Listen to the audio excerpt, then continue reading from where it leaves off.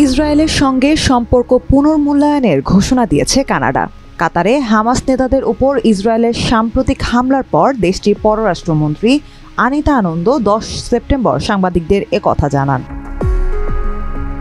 আনন্দ বলেন, দোহায় সংঘটিত এই হামলাকে কানাডা একেবারেই অগ্রহণযোগ্য মনে করছে, বিশেষ করে যেখানে কাতার মধ্যপ্রাচ্যের শান্তি প্রতিষ্ঠায় গুরুত্বপূর্ণ ভূমিকা রাখছে। তিনি আরও জানান, অটোয়া বর্তমানে ইসরায়েলের সঙ্গে দ্বিপক্ষীয় সম্পর্ক নতুনভাবে মূল্যায়ন করছে।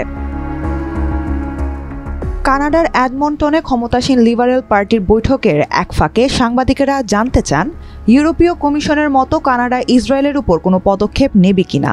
এর জবাবে আনিতা আনন্দ বলেন, আমরা ইসরায়েলের সঙ্গে আমাদের সম্পর্ক পুনর্মূল্যায়ন করছি এবং পরবর্তী পদক্ষেপগুলো একই ধারায় চলবে। ইউরোপীয় কমিশনের president Ursula von der Leyen 10 September ইসরায়েলের প্রতি সহায়তা বন্ধ ও নিষেধাজ্ঞার ঘোষণা দেন। তার ঠিক পরেই কানাডার পক্ষ থেকে এমন বার্তা এলো।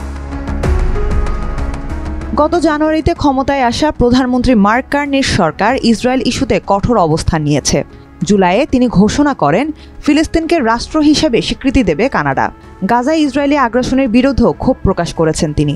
এর আগে সাবেক প্রধানমন্ত্রী জাস্টিন ট্রুডো সাধারণত ইসরায়েলের পক্ষে অবস্থান নিলেও মাঝে মাঝে সামরিক কর্মকাণ্ডের সমালোচনা করতেন।